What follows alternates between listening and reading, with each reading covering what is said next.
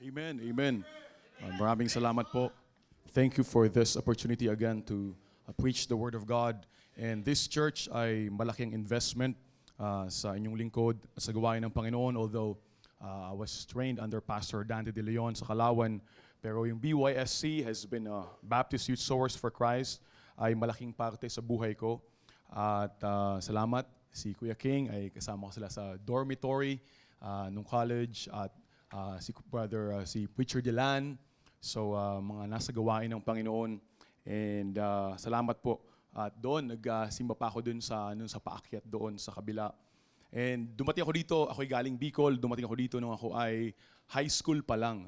Hindi ko pa alam, ako'y unsaved na high school, 12 years old. At mag-isa dyan, dito ako nag-aral. At tapos nag-college, dito na rin nag-college. At nabahagi ng salita ng Diyos, tumanggap sa Panginoon bilang tagapagligtas noong February 27, 2003, katabi ng main library.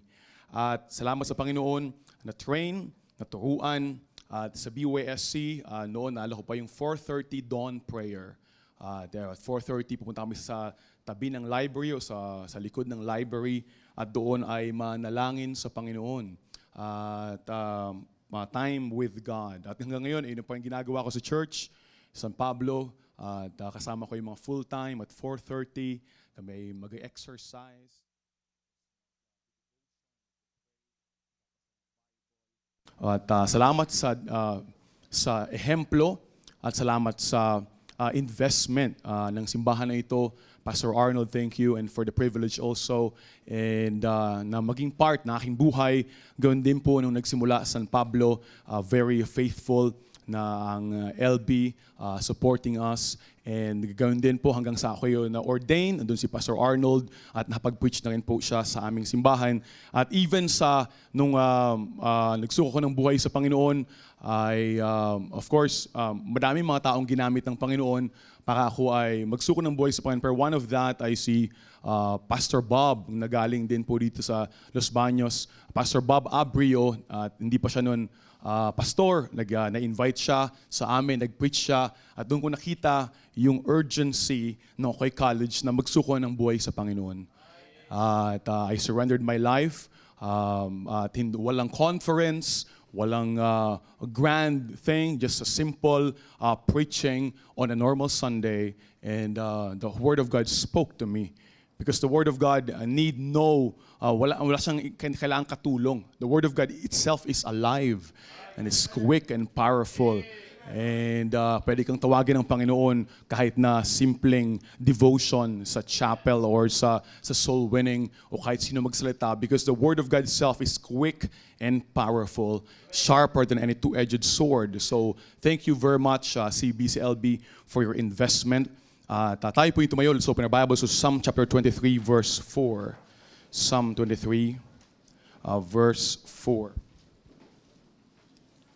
Psalm chapter 23, verse 4.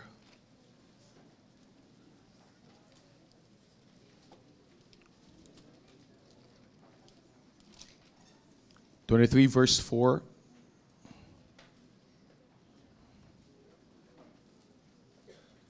Andiyan na ba kayo? Okay, a very familiar verse, a very familiar passage of the scripture. Asing basahin, ready, read. Though I walk through the valley of the shadow of death, I will fear no evil, for thou art with me. Thy rod and thy staff, they comfort me.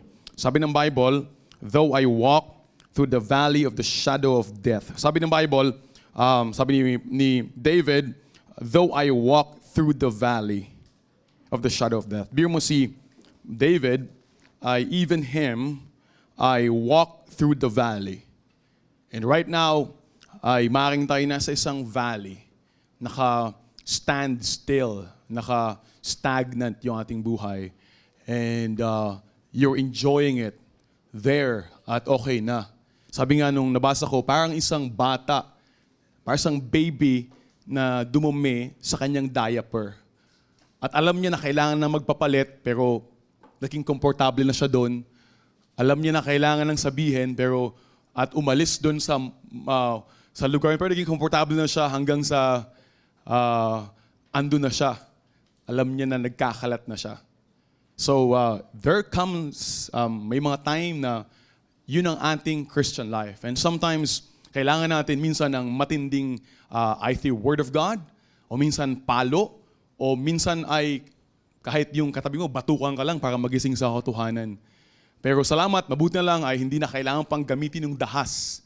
Kailangan lang ng Word of God which is alive and quick, which speaks to us para tayo ay magising na we are in the valley but we don't have to stay there. So ating pag-uusapan ngayon ay don't stay in the valley. Let's pray. Lord, pagpalayan niyo pong pag-uusapan po ngayon and forgive us of our sins and Lord, purify our thoughts and our hearts. Turuan niyo po kay Panginoon na to stay on the valley. Help us, Lord, to believe that you can use us sa gawain ng misyon. Ito po ang dalangin sa pangalan ng Panginoon Jesus. Amen. Okay? So, you may be seated. Ngayon, yun ang sabi ni Pastor, is a preparation about the missions month. Ngayon, ang valley ay isang mahabang patag in the middle of hills or mountain. So, there's a mountain in the middle, there's a valley. At Tagalog, ito ay lambak. Ang valley, ito din ang dahilan bakit yung ibang mga nag-basketball ay hindi makapaglaro dahil may valley. Amen? So, sa Guinness, good morning. Ang Guinness World Record ay may pinakamalalim na valley. At ang pinakamalalim na valley, ang deepest valley, mga tagpuan, sabi ng Guinness, ay sa Tibet. At ito ay sa Zangbu Valley na ang lalim ay 5 kilometers at ang lowest point ay 5.3 kilometers. So ang valley ay malalim at ang valley ay madilim. Ang valley ay hindi nasinaga ng araw. Ang valley ay kailangan mong akyatin para makalabas. Don't stay in the valley. Maraming mga Kristiyanong nasa valley. Valley of financial problem. Problema sa pera, lubog sa utang, patong-patong na interest sa credit card, loan upon loan, nagreklamo na sa Bombay, nagreklamo na yung Bombay sa'yo. Sabi ng Bombay, dati tawag mo sa akin bait. Pagkatapos mo utang, tawag mo sa akin bantot. So, ngayon ay meron tayong valley of financial problem. At ngayon ay merong valley of marital problems. Problema sa asawa, problema sa anak, problema sa biyanan, problema sa manugang, or valley of emotional problems. Ayon sa ScienceDirect.com, 1 out of Filipinos ay nag-suffer ng depression, nervous breakdown. Iba nagkakaroon ng panic attack. Ngayon hindi ko pa alam yung panic attack, pero ako inatake na ako ng pangit attack. Pero don't stay in the valley. Amen? Don't stay in the valley. Sabi ni David, sometimes I walk through the valley, pero kasama niya ang Panginoon. Pero ang problema sa iba, nasa valley na kasama ng Panginoon, pero nanatili ka dyan in that valley. Ilan na yung nakausap? May nakausap ako a few months ago. Sabi niya, yung valley niya yun umabot ng years. Mga 2 years o 1 year, he is in the valley. Hindi ko ba, I get depressed, I get discouraged. Pero when there are souls going to hell, and there are people who need the Lord, hindi ko ba maunawaan, but yung iba nagstay in depression, nagstay in the valley. Hindi ko pinagtatawan ng depression mo right now. You may call it clinical depression, or you may call it that. Pero kapatid, in the world where people are going to hell, we cannot stay on the valley. Somebody needs you. People are going to hell. Para ako'y magmukmok isang tabi at tawagin ko yung aking sarili na clinically depressed. I'm not laughing at nervous breakdown. I'm not laughing at panic attack. It's true. But you have the Word of God to get you out of the valley. And this morning, don't stay in the valley. May mga tatatawag na magmisyon, tinatawag na maglingkod sa Panginoon, mag full time. Pero nasa valley ako right now. Hindi ko kaya. At ang ginagawa mo lang, nagmumukmok ka sa isang tabi. Nagmumukmok, parang, sabi sa Bicol, parang rok-rok na manok, yung may sipon, na nakataas yung paa, tapos nakaganon. Ganyan ka na ba? Yan naman nangyayari sa'yo. Ini-invite ka na, binapabalik ka na sa hapon, at encourage ka na. Mr. King, pinupuntahan ka na, pinupush ka na. Ganito na talaga ako. Ganito na talaga yung buhay ko. Si Pastor Arnold, pag nagpe-preach siya, ay puputol na yung lated kakasigaw. Andiyan ka pa rin, rock-rock na manok. Yeah, kapatid, there's a world going to hell. And tayo naman, we are so selfish to look at yourself. Hindi mo alam, habang ikay nagmumukos sang tabi at wala kang kinakausap, ay yumayaman ka. Kasi may sarili kang mundo. Amen? Salamat sa Panginoon. May Word of God. May Word of God. Para tayo ay gisingin muli sa katotohanan na sa una lang nakakaawa yung mga tao na ganyan. Sa una nakakaawa ka, pwede. Nakakaawa ka. Kaya encourage ka. Sige, kaya mo yan, sis. Kaya mo yan. Pero pag mayroon kang kasama sa bahay na ganyan, at andyan lang umaga, tanghali, gabi, nakaganyan, sa una nakakaawa, pag tagal nakakainis na yan eh. Wala, hindi, nakatambak yung labahin, nakatambak yung gawaing bahay, nakatambak yung gagawin, kasi parang wala kang Diyos, parang wala kang Word of God, parang walang pastor na nagpe-pray sa'yo. Hey, get out! Don't stay on that valley. Number one, don't stay in the valley of Hinnom. Don't stay in the valley of Hinnom. So Jeremiah chapter 7. Jeremiah chapter 7. Jeremiah chapter 7 verse 31.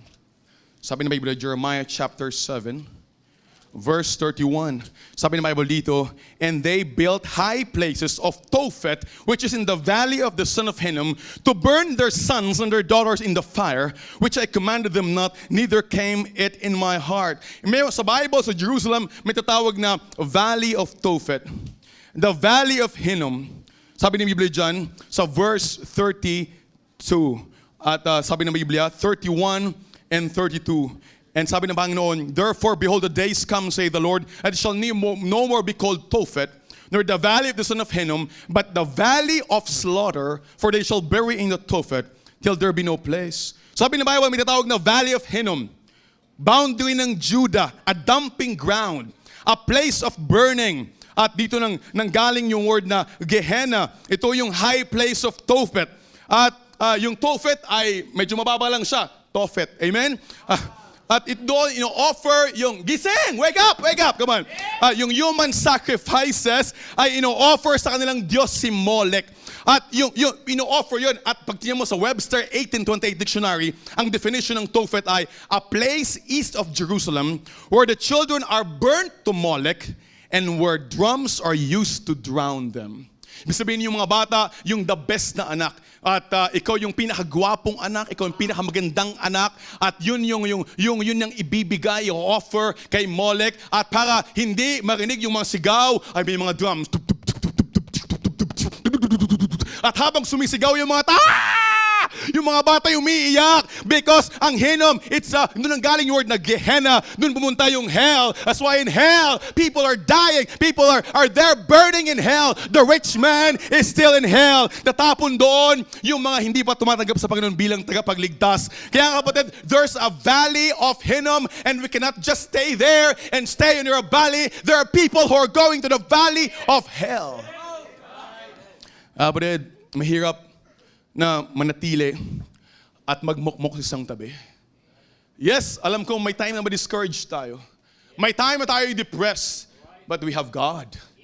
Meron tayong Diyos. Parang si Peter ay palubog na sa dagat at sumigaw siya, Lord, save me. Sa mga hindi paligtas, only Jesus can save you.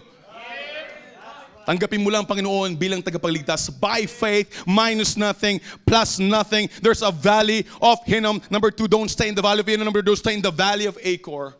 In the valley of Achor, sabi sa Joshua 7, ito yung mga valley sa Bible. Joshua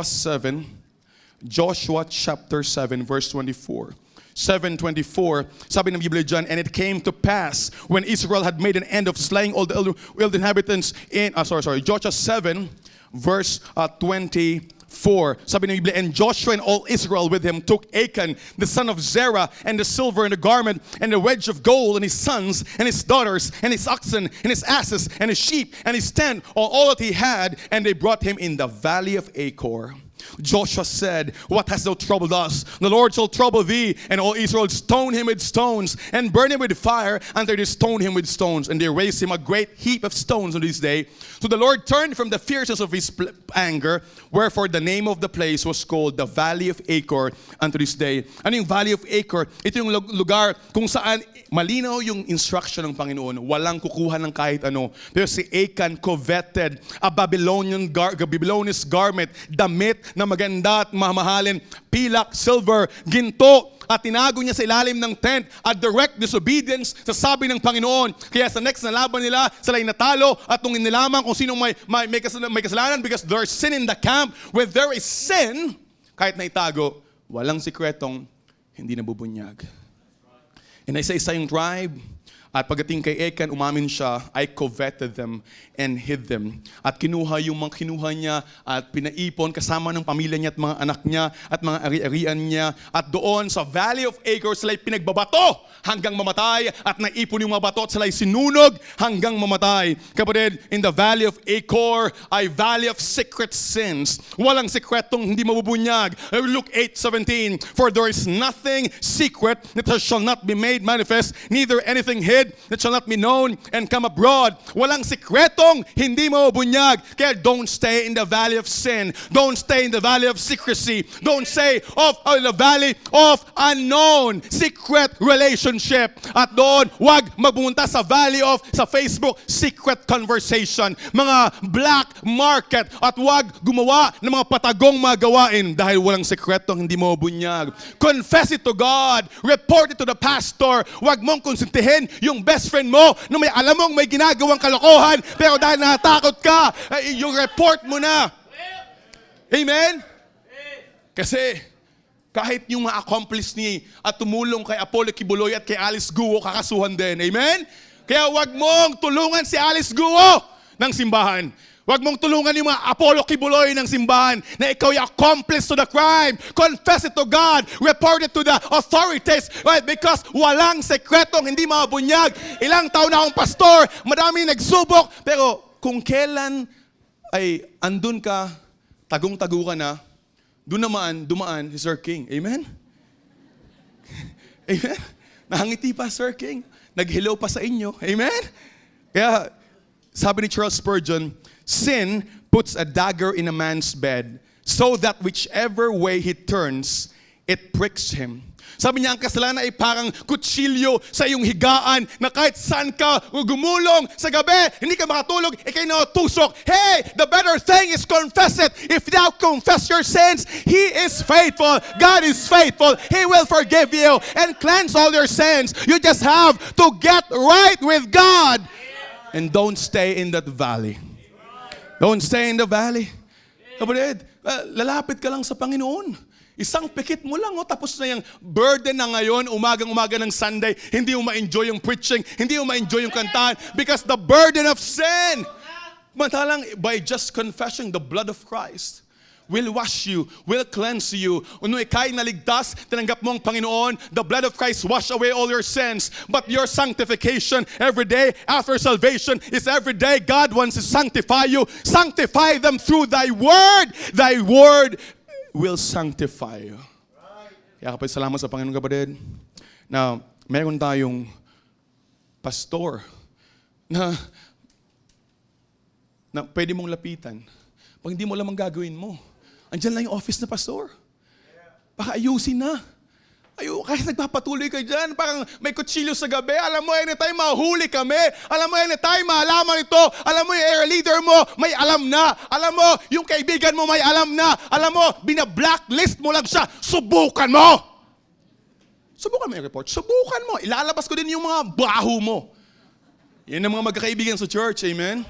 Yan mga best friends sa church. Dahil pareho silang may kalokohang ginagawa, ay nagba-blacklist. Kapatid, hindi kailangan lumapit lang sa Panginoon.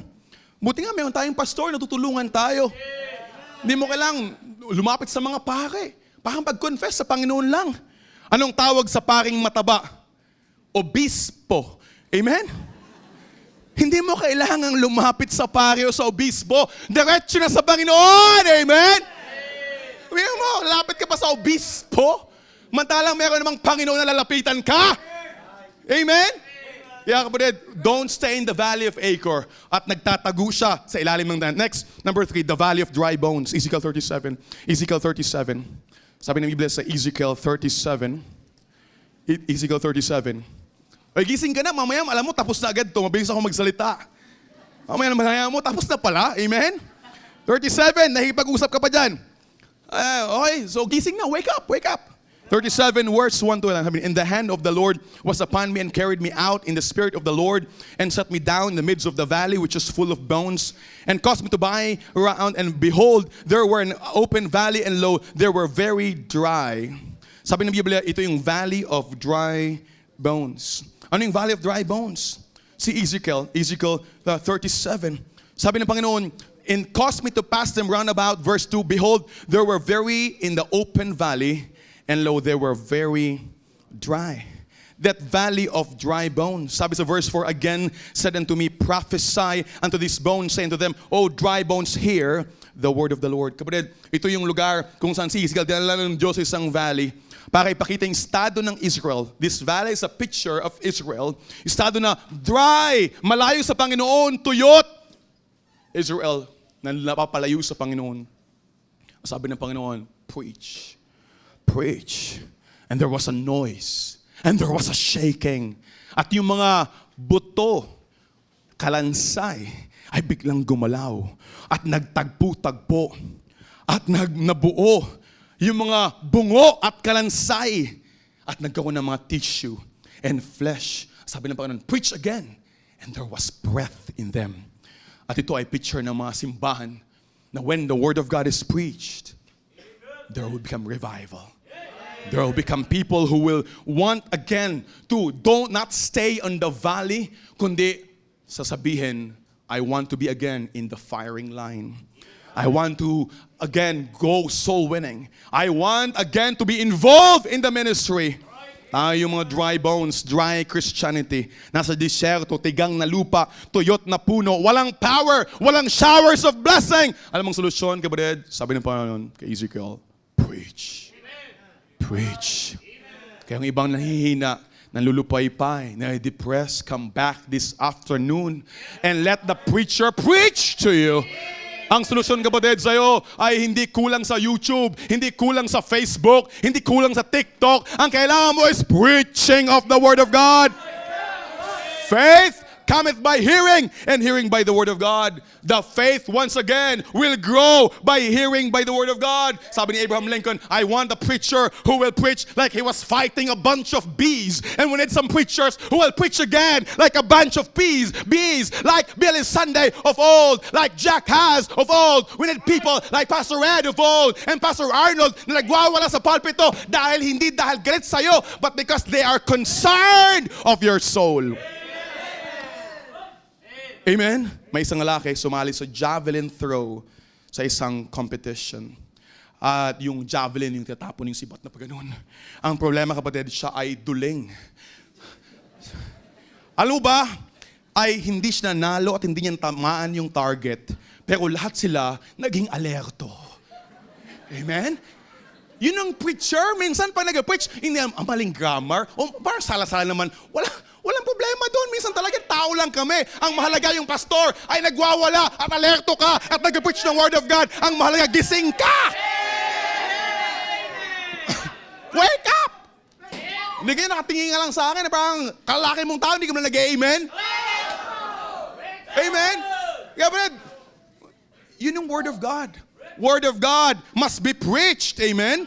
Kaya kailangan natin ng hard preaching. Hard preaching. Yun ang Baptist preaching. Old-fashioned, fundamental, Bible-believing churches. They preach hard preaching. That's why right now, you're in a church where the preaching is hard. Because that's what the Bible says. That's what Jeremiah did. That's what Isaiah did. That's what John the Baptist did. Their head were cut because of the preaching of the Word of God. Isaiah's body was cut by Saul because of preaching the truth of the Word of God.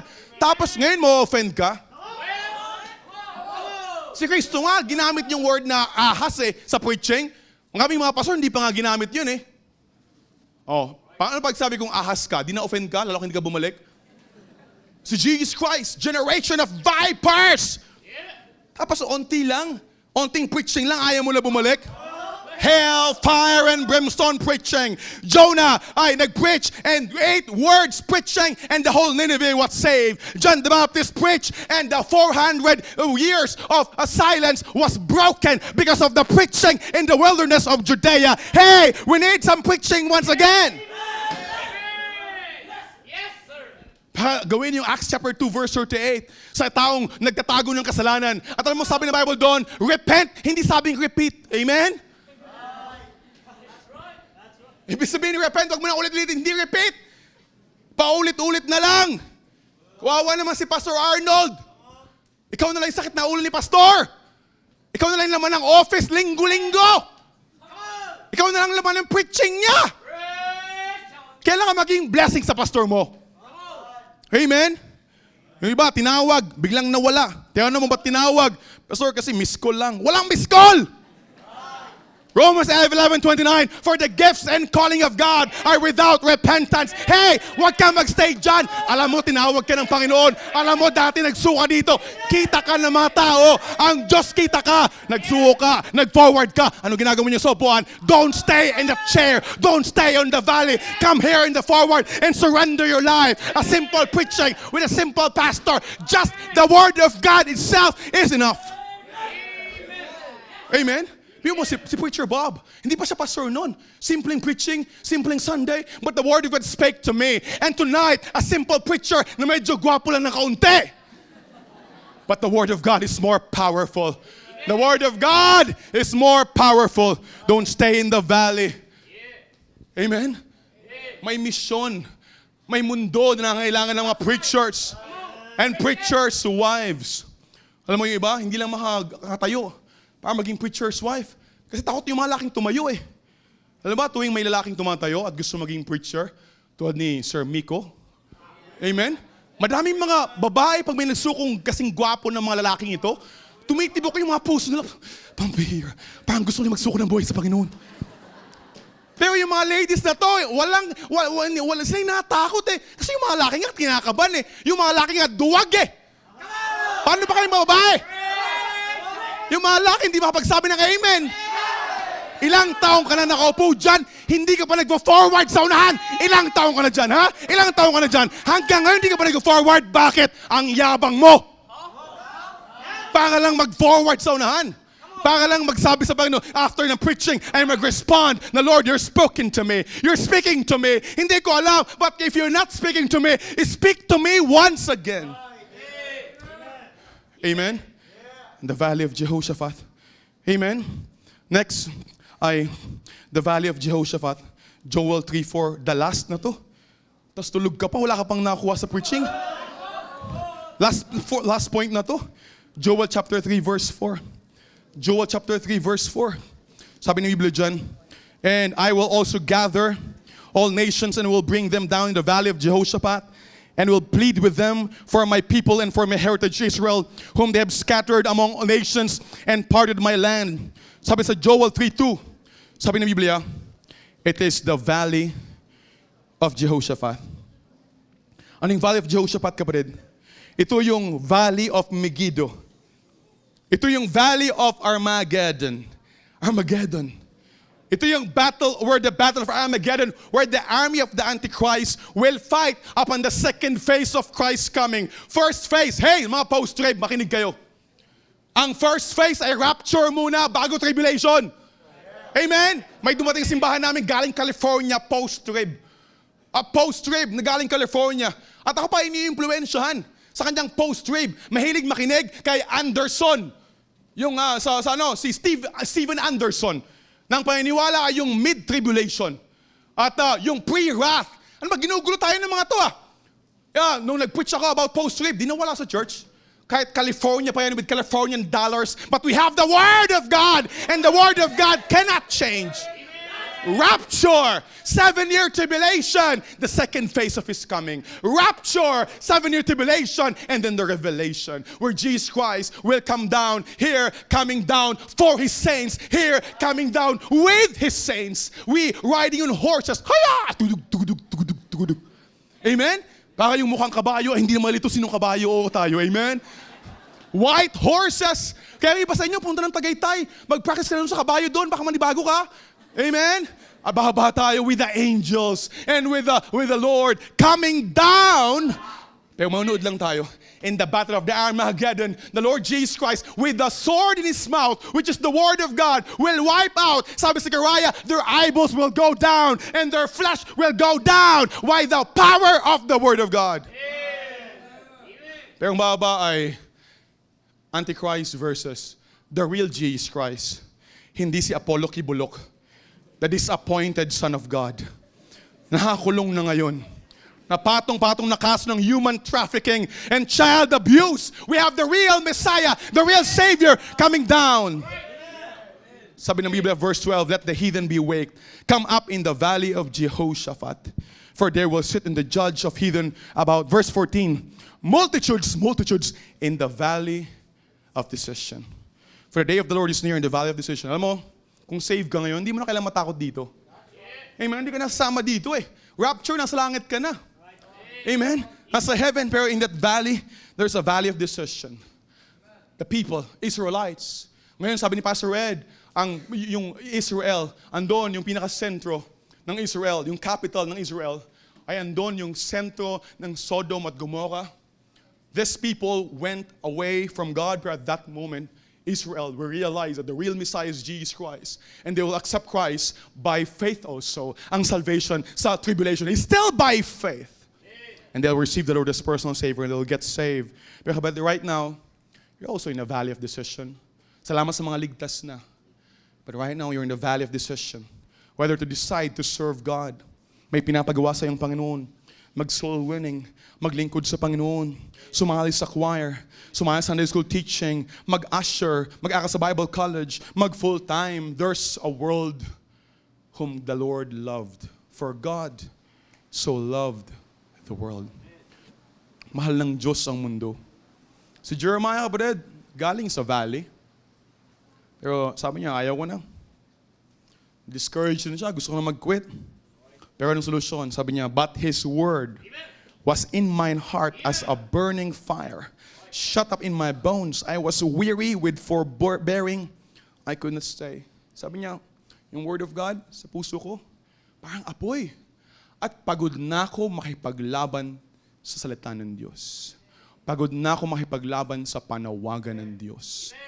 Kaya sabi niya, I could not stay. Don't stay on that valley. May pinapagawa pang Diyos sa'yo? Okay ka na sa ganyan? May pinapagawa pang Diyos sa'yo? Nakaupo ka na lang dyan? Wala ka pang ginagawa sa Panginoon? Alam mo, Pastor, pag tinawag na ako ng Panginoon mag-mission, hindi ka pa rin yung matatawag ng Panginoon mag-mission, yung nag-full-time muna, naglingkod muna sa Panginoon, at naging active muna. Just involve in the ministry. Job has been in the valley. Nawala lahat sa kanya. Nawala anak niya, ari-arian, kayamanan.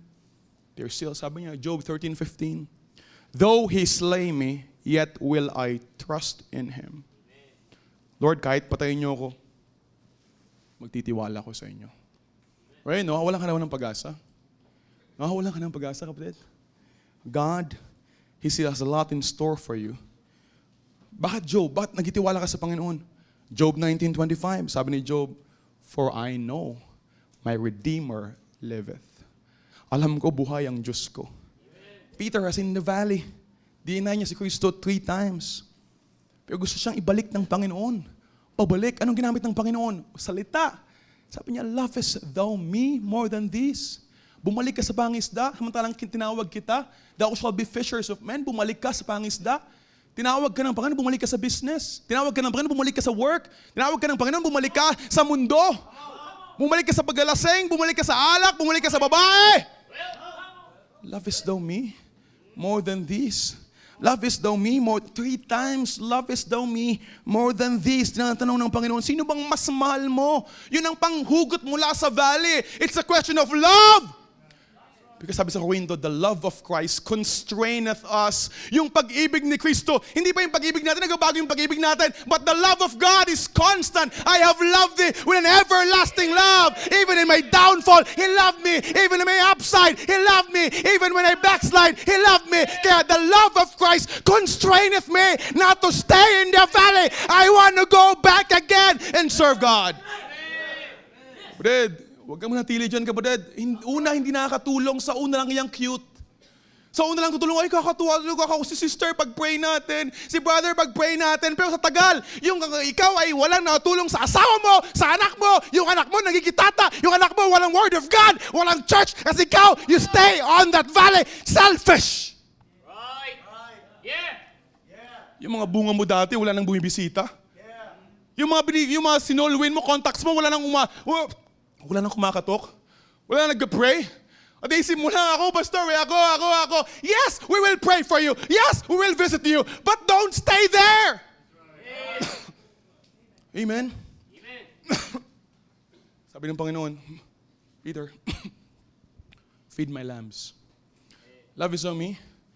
Feed my lambs. Anong ginagawa ng Panginoon? Peter, huwag kang mag-stay dyan sa iyong self. Yung mundo yan, puro self eh. Self-actualization. Self-improvement. Self-empowerment. Selfie. Puro self. Pero sabi ng Panginoon kay Peter, feed my sheep. Get out of yourself. Feed my sheep. Serve God. Kaya tawag ka ng Panginoon. Pakinggan mong panawagan ng Panginoon. May bata, bumili sa tindahan, sabi niya, pabili nga pong safeguard. Sabi ng tindera, hindi mo kailangang sumigaw. Hindi ako bingi. Anong SIM card? Globo Smart. Bingi ka ba? Ilan taong natatawag ng Panginoon? Nagtatago ka lang sa ministry mo, hindi lang yan, nasa choir ka, nasa orchestra ka, nasa ushering ka. Pero alam mo, meron ka bang tinatawag ng Panginoon dahil natawag siya ng mga missionary next ay dyan sa usher ministry, dyan sa Sunday school. Yan mga active na, yan ang tatawagin niya. Huwag kang magtago sa ministry mo, dyan sa audio, dyan sa cameraman, may pinapagawa pa sa'yo. Minsan, yung ministry mo mismo, yung valley, andyan ka na lang, samantalang ang Panginoon tinatawag ka. To enter full-time in the ministry. Right. Amen? But alam mo, yung tumatawag na full-time, hindi yung first time. Amen? Yung tawag niya magsuko, hindi yung first time usually. Usually, yung matagal nang nakaupo dyan. Na ilang preaching na, ilang great man of God, what a privilege you have. Pag galing San Pedro, yung mga Amerikanong preacher, pupunta ng LB. Great man of God na pumunta dito. Mga suki, si Matt Miller, Pastor Matt Miller. Dati dumating dito si Bob Gray. Dumating dito mga great man of God. Ano lang ginagawa mo? Yung ganyan lang. Yan na lang yun. Tatawagin niya kapatid, somebody who is in the chair. Somebody who's in the ministry already. Amen? Don't stay in the valley of Hinnom, the valley of Acre, the valley of dry bones, the valley of Jehoshaphat. Lahat tayo kapatid na-discourage. At ako'y full-time sa Kalawan, discouraged ako. Sabi ko, hindi ko kaya magpastor. Diyan ako sa infirmary, nagpatingin ako at nagpa-x-ray. Sabi, sa likod mo, may scoliosis. Scolio, bawal ka magbuhat. Kailangan mo mag-exercise. Exercise yung likod para mabanat yung likod mo. Then, nung time na ako ay discouraged, isip ko, nakita ko si Pastor Dante, nakilala sa inyo si Pastor Dante. Jack of all trades, carpentry, at halo, pala. Sa umaga, nag-iig-ig. Senior citizen, nag-iig-ig. Naghahalo, nagpapala. Sabi ko, hindi ko kaya na. Sabi ko, at that night, one night, sa dorm namin, hindi ko kaya. Hindi ako mag-backside, pero mag-call center na lang ako. Yun ang alam ko, yung magsalita eh. Call center na lang ako. Hindi ko kayang magpastor at mag-full-time. Tulog ako nung gabi na yon. Umiiyak, kinamagahan. Nag-devotion sa academy. Staff, buhay pa si Ma'am Vita noon. Siya yung principal ng academy. At yung verse na open, sa Isaiah 40, verse 29 to 31, He giveth power to the faint. To them that hath no might, He increaseth strength. He giveth power to the faint. And I was the one fainting. I was the one who has no more strength. But sabi niya, to them that hath no might, yung wala nang lakas, God will give strength. Even the youth shall faint, and the young man shall utterly fall. But they that wait upon the Lord shall renew their strength. They shall mount up with wings as eagles. They shall run and not be weary, and they shall walk and not faint. That verse, that morning, spoke to my heart. And it's like a burning fire in my bones. I was wearied for burning. I could not stay. Salamat sa Panginoon. It's the Word of God. Ikaw ngayon, are you in the valley? Kailangan mo ba yung Word of God? Salamat sa tapik ni Sir King, ni Sir Miko, na in-encourage ka. But vain is the help of man. Damat meron kang personal conviction. It's the Word of God. It's God speaking to me personally. There is a conviction. There is me and God speaking to me. And I don't want to stay in that valley. I don't want to stay in my self-pity. I want to stay there. Nais kang gamitin ng Panginoon. Nung napalayo ka sa Panginoon, ano nagawa mo? Ano nangyari? Nagsubok ka ng mag-backslide, di ba? At nakita mo yung buong linggo, walang kwenta. Nung Sunday, hindi ka nag-attend, so naging sin day. Nung Monday, naging mourn day. Nung Tuesday, naging tears day. Nung Wednesday, naging wasted day. Nung Thursday, naging thirst day. Nung Friday, naging fight day. Nung Saturday, naging shattered day. Shattered life. Wasted life. Meron akong binabasa kahapon at sabi niya, my life is wasted. I know, wala siya sa ministry, wala siya sa gawain ng Panginoon. Siya mismo nagsabi, this woman, somebody has been in the ministry, somebody na dati, ang laki ng hinahawakan. Sabi niya, my life is wasted. Dahil wala sa Panginoon, and that's you right now. Don't waste your life. Alam mo, may nabasa akong book, sabi niya, 95% of our decisions comes from our emotions. Kaya ka nag-decide. Dahil na-emotional ka. Na-emotional, kakain ka, paglalabas ka. Kaya depende, magbabasa ako ng Bible, anong feel ko? Mag-pray ba ako? Feel ko ba? Mag-church ba ako? Feel ko ba? Pero yung nagmamature ng mga men of God, ito yung mga tao na hindi pa rin mag-decide based on emotion, but based on duty, based on routine, based on standards, based on set schedule, not forsaking the assembling of ourselves together as the manner of some is. This is the Word of God. This is what I feel, but I'll forget about it. I'll just say, Lord, what will thou have me to do? Kapatid, emotion, pabago-bago yan. That's right. Kaya nga nakalimang girlfriend ka na eh. Amen? Kasi pabago-bago ang emotion. May bagong pastor sa isang simbahan. At pagdating niya ay kanyang binisita yung mga members. Pumatok siya sa isang bahay, sa may pinto, kumahatok siya, ramdam niya may tao sa loob eh. So kumatok niya, tao po! Tao po! So dahil ayaw lumabas, so ang ginawa niya ay kumuha siya ng track, sinulat niya sa baba. Sabi niya, suot niya doon, Revelation 3:20. Behold, I stand at the door and knock. If anyone will hear my voice, I will open the door and will come unto him and will sup with him and he with me. Nung Sunday, guess what? Habang nasunan siya, nag-attend yung lalaki na yun. At after ng service ay nung check niya yung offering, andun nakalagay yung tracts na binigay niya. At sa baba ay sinulat din yung ito, Revelation 3:20. At sabi niya, I heard, Genesis 3:10 ang nakalagay. Sa taas ng Revelation 2:20, sinulat yung Genesis 3:10. At nasulat doon, I heard thy voice in the garden, and I was afraid because I was naked. Batid, kumakatok ang Panginoon sa puso mo. Ilang taon nang kumakatok ang Panginoon sa puso mo, kapatid. Tinatawag ka ng Panginoon. Alam mo, in your heart, tinatawag ka ng Panginoon. There's a world dying. And the Lord is knocking.